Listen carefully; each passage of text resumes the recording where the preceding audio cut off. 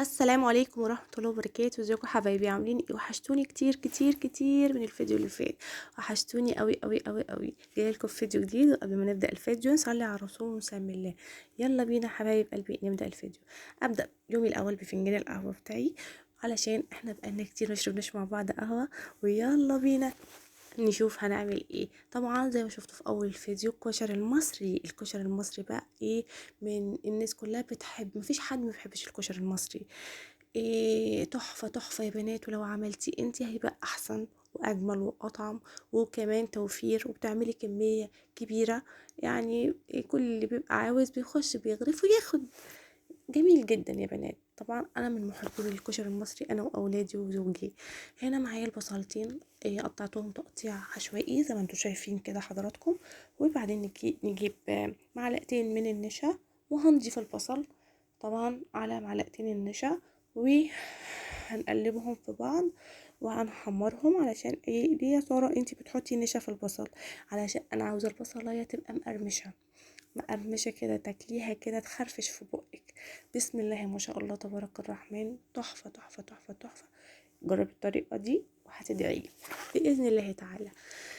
هنا خلاص كده بقلبهم في بعض كده، وحط طاسة على النار فيها زيت، وهضيف البصلة بتاعتي وهحمرها زي ما هتشوفوا كده، وهتبقى شكلها جميل ولونها تحفة وريحتها تحفة قوي قوي يا بنات. طبعا الزيت بتاع البصل ايه، انتي بدأتي يا سارة بالبصل علشان انا محتاجة الزيت بتاع البصل، مش هرميه. انا عاوزاه علشان هتشوفوا الخطوات اللي بعد كده، هتشوفوا احنا هنعمل ايه. يلا بينا بس نشوف البصلة الاول اللي هيحصل معاها، ولونها هيبقى شكله عامل ازاي، وهتبقى مخرفشة ازاي. تمام يا بنات، يلا بينا حبايب قلبي. وطبعا لو الفيديو عجبكم متنسونوش باللايك والاشتراك والشير عشان يوصل لكم مني كل جديد.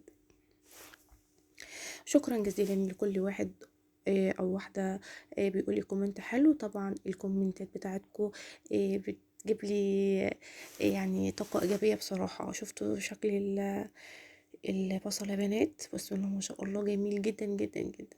هنا معايا بقى يا حبايب قلبي العدس بجبن.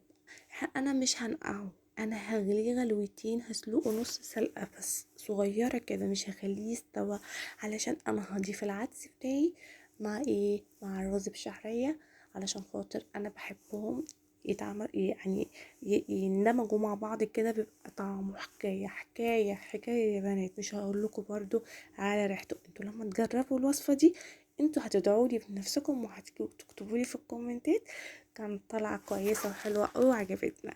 هنا بقول لكم الزيت ده انا مش هرميه، انا هحتاجه زي ما قلت لكم من شويه. معايا هنا زيت، وهنعمل بقى ايه يا حبايب قلبي؟ الشعريه بتاعتي، هنزل بالشعريه بتاعتي وايه، هحمرها لحد ما لونها يبقى ذهبي كده. وبعدين اضيف الرز بتاعنا اكنك بتعمل رز بشعريه، بس هتضيفي العدس بالجبنه معاهم ويستووا مع بعض، وهيبقى طعمه جميل جدا. وهتلاقي العدس بسم الله ما شاء الله تبارك الرحمن، ما شاء الله تبارك الرحمن مستوي وزي السكينه في الحلاوه زي ما بيقولوا. كده بقى اللون ده اللي انا عاوزاه. هضيف طبعا الرز، وطبعا انا خلاص صفيت العدس بتاعي في المصفى. بعد كده حبايب قلبي خلاص بقى، بعد ما اقلب الرز بالشعريه هضيف العدس بتاعي. انا مش هحط كميه العدس كلها، انا اللي قدامي يعني مثلا ايه في مقام نص كيلو كده، انا مش هحط الكميه كلها، هحط شويه كده حلوين زي ما انتوا شايفين كده. وكمان هقلبهم كده مع بعض وخلاص كده، وتقلبيها على مبحبش ان بعض. انا بسم اكتر الله في ما شاء الله العدس. تبارك الرحمن. تحفة يا بنات، تحفة تحفة تحفة تحفة. بسم الله ما شاء الله تبارك الرحمن. هتاكلي احلى كشري مصري من ايدك. انا مرضتش اعمل كمية كبيرة، انا مش عايزة حاجة تبات، انا عملت كمية صغيرة على قدنا كده، والحمد لله مفيش حاجة باتت. طبعا انا ضفت حبة ملح والكمون، وشوفوا بقى شكله عامل ازاي. بسم الله ما شاء الله تبارك الرحمن. العدسية دايبة دوب، وطعمه كان خطير خطير خطير. على فكرة انا بحب اكله كده، يعني ما بحبش احط اي اضافات عليه، يعني انا ممكن اغرف طبق كده واكله تحفة. هنا بقى المكرونه هسلقها، حاطه ميه بتغلي هتغلي، وحطيت حبه ملح وحبه زيت. انا بحب استعمل بصراحه الملكه بتبقى جميله جدا معايا طعمها، وبتبقى مفلفله ورخيصه، يعني هي بتبقى رخيصه بصراحه. هضيف بقى الكيس اللي هو صغير ده الاول، عشان هو مثلا انا بحطه هو الاول ليه، علشان يعني ما بيستويش بسرعه زي الاسباجيتي. الاسباجيتي ما بيقعدش كتير في الميه. خلاص كده، وقمت طلعته وصفيته، وهقوم ابدا احط بقى نقطه زيت حلوين كده من اللي انا قاليه بيهم البصل. بالظبط كده. واقلب كويس، اقلب كويس بقى لحد ما الزيت كله بقى يندمج مع المكرونه كده، ويبقى كله طعمه من الزيت ده. طبعا هنا بقى العيش ده، اي عيش متوفر عندك، عيش اللي هو الابيض، العيش اللي انا عندي عيش بلدي. فانا قلت يلا لازم اعمل كشري مصري، اعمل معاه العيش ده، بتحبه جدا جدا جدا. بيبقى طعمه جميل جدا يا بنات، ويتاكل حتى يعني من غير اي حاجه. بقطعه بالشكل اللي انتوا شايفينه ده، واقوم محمراه برضو، وهيطلع برضو شكله جميل جدا وطعمه جميل جدا. وترش عليه بقى شوية ملح وكمون كده، واو واو، ما شاء الله تبارك الرحمن.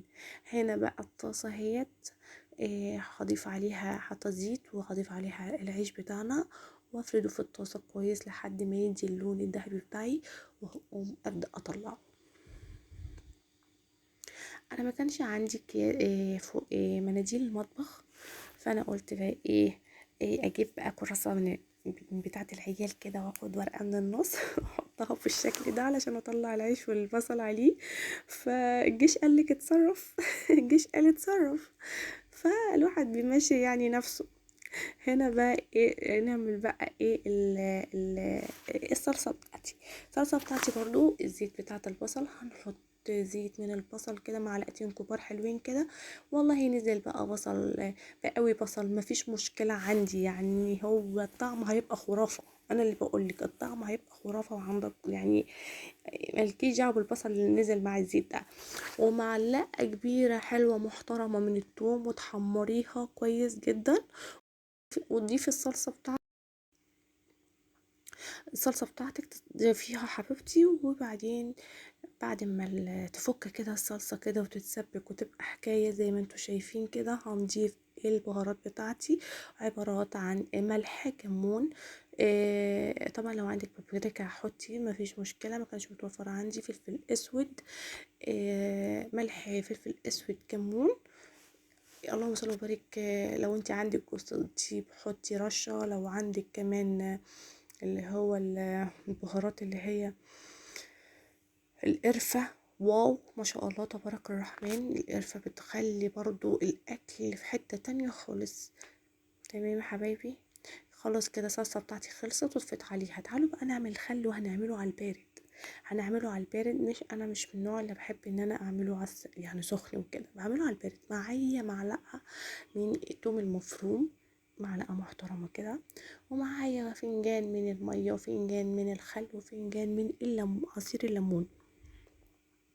هضيف كل ده على بعض كده زي ما انتوا شايفين كده، وهضيف الملح والكمون.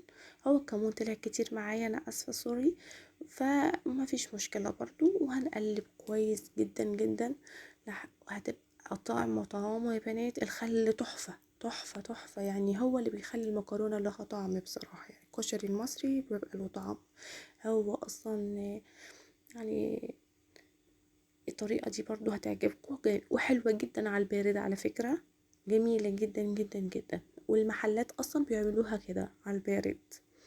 هنا بقى معلقتين زيت بقى نعمل بها الشطة بتاعتي.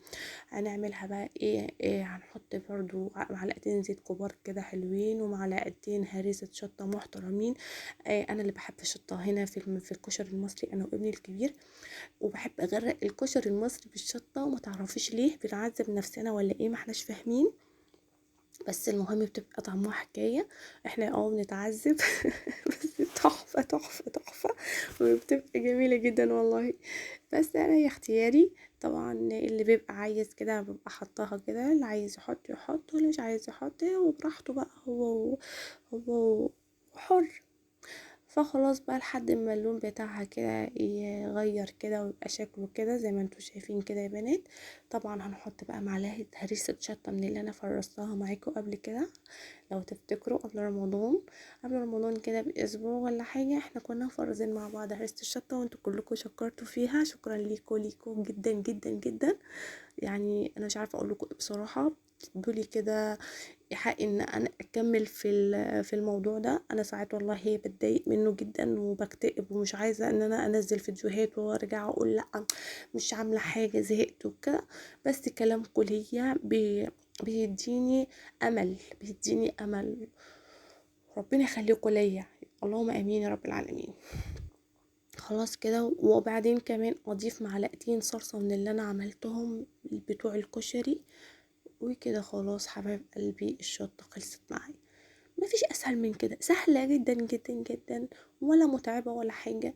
وفي منت بتكوني عملتي الكشري المصري، بدل ما تروحي تشتريه من بره ما انتيش عارفه هو بيبقى طعمه حلو وكل حاجه، لكن مش هيبقى احلى من اللي انتي عاملاه من ايدك، ولا كمان من نظافه بيتك.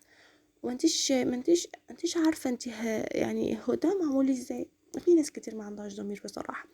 وده بقى الخل وده الشطة، ودي بقى التقديم بتاعي. كان عندي حمص بقى من العيد، قلت بقى اضيف حمص كده واظبط الطبق كده زي ما انتوا شايفين كده يا بنات. ايه رايكم؟ قولوا لي في الكومنتات، وما تنسوش اللايك والشير عشان يوصل لكم مني كل جديد. وكومنت حلو جميل زي كل مره يا بنات، يا امارات انتم. ربنا يخليكم ليا ويجعلكم.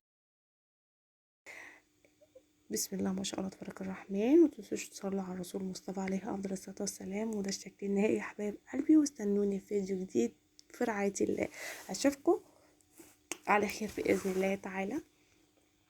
يلا حبايب قلبي، شوفوا هنا بقول لكم على البصله، شوفوا عامله ازاي بتتكسر كده ناشفه وحلوه جميله، بتقرمش كده بتتكسر كده معايا، مش طريه كده يعني مرخية كده مش حلوة.